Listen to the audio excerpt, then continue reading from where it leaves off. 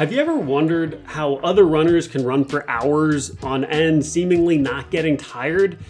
And then you get a couple miles into a run and you're screaming in your head, is it supposed to be this hard? Because if so, you're not alone. Everybody feels that way, especially at the beginning. You've got people who have been doing this for a long time. When they go run for these long amounts of time and you're thinking, how are you doing that? It's because they're running well below how fast they can. If you're new to running, that might just mean that you need to bring your intensity down. And then you say to yourself, yeah, but that would make me start walking.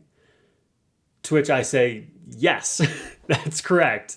It takes time for your ability to really go for long periods of time. So if you're new to running, that's not unique to you. I manage a running store and I talk to people all the time who are getting into running. And that's my biggest piece of advice is don't be afraid to use this as a walk jog. Where if you're getting into a workout and you're like breathing super hard, you're bent over going, oh my goodness. You're allowed to bring that down to a walk. In fact, I encourage it. It'll make it more fun for you. I think there's this kind of weird misunderstanding where people think they should be able to go run a couple of miles continuously right out of the gate. For most people, that just isn't really the case. Most people need to start their run and then walk and then do another run and then walk and run and walk to make a workout that makes sense for them. If you're new and you're leaving your runs and you feel terrible, in my opinion, I think you're working way too hard. I want you to finish and go, wow, that was kind of nice. I want to do that again. Because that desire to do it again will build consistency, will build the habit, and then you'll start seeing the results. And before you know it, you'll be running 3, 4, 5, 6 miles continuously going, oh, I got this. Now, some of the things these more experienced runners do have is they've got more adaptation. So they've spent time getting more efficient in their running, and that'll happen automatically for you. So if you do it, if you go run, you'll get more efficient at running, which is phenomenal. So it just should be more encouragement that you need to keep doing it. So landing under your center of mass just means you're not overreaching, and I'll have an overlay so you can see what I'm saying. It also means that they're getting more efficient with when they land. How is their body utilizing the force they're putting into the ground to push them out forward? So are you bouncing up and down a whole lot, or are you actually moving horizontally, which is the direction we want to be going? More experienced runners also get more efficient with using fat. So we all have fat in our body that we can use as energy. And this is not like a weight thing at all. I'm saying like our literal ability for like our cells to use free floating fat for fuel. You become more efficient in doing that.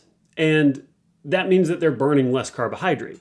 I think that's something that's becoming more evident now is when you're doing longer duration or higher intensity runs, having some carbohydrates with you can be beneficial. So if you have these people that are doing 8, 10, 15 mile runs, they're probably putting some sort of nutrition in, some sort of energy into their body while they're running. It'd be like running a car with really high RPMs. It's like, yeah, you're going to go through a lot of gas. That's like having anybody walk versus run. When you're running, you're using more energy. Same idea.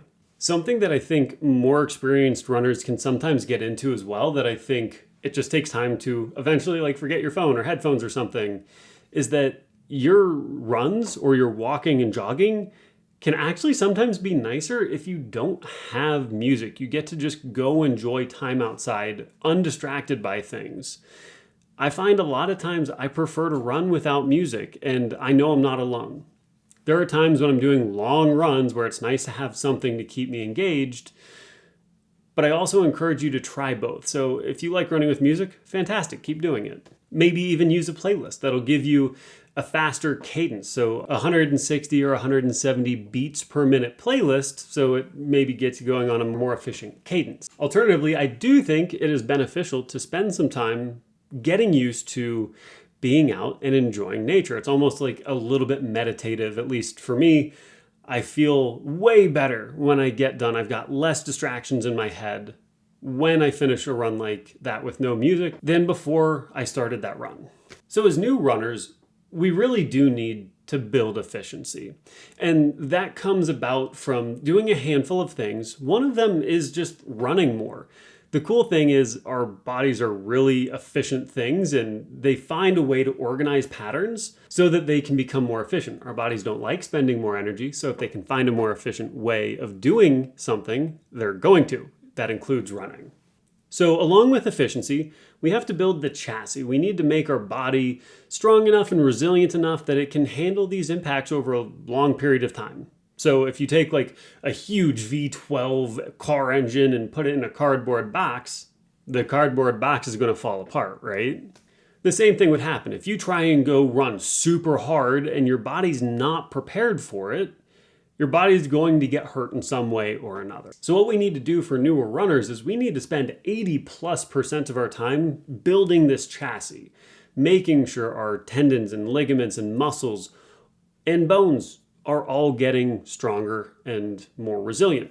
So for a lot of folks out there, this really probably means we need to be doing some walking and some jogging. So if you get a mile into a run that is not at a crazy pace or anything, but you're huffing and puffing, that's a pretty good indication that we need to drop that down to a walk. And so long as we come into it with the mindset of we're going to get more efficient, we're going to get structural adaptation, this should just be a good thing. That should make it feel like you're getting the benefit without having to feel like you're going to the well every single time you go run. So I like to think about these workouts as being like comfy hard. Not so hard that you're dead and dying and don't want to do running anymore and you want to quit and you're not going to come back tomorrow and you're definitely not coming back tomorrow because you're saying you won't. Rather, I want it to feel like you got something accomplished, but you're excited to come back for your next workout whenever that is. A great rule of thumb is if you can't hold a full conversation with somebody, that means we're probably running a little too fast. And if you don't run with anybody else, if you were thinking, could I sing a whole verse of a song out loud? If the answer is no, drop it down to a walk, let your heart rate come down. When you feel like you could sing that whole verse, you can start back up with your jog again. You get the distance you want, and then you finish up for the day. So give yourself some grace. It takes time to build these adaptations. Understand some people have been running for a really long time, and what looks easy to them might be really hard for you still, and that's okay. If you stay at it and continue getting better day after day, you're eventually going to make the progress that you want to see. Now, if you've ever wondered about your cadence and how fast that should be, take a look at this video right here. I'm going to break down all of that and how cadence can maybe help make running a little more fun for you. Until I see you over there, thank you for stopping by. Drop a like or subscribe if you made it this far. Bye.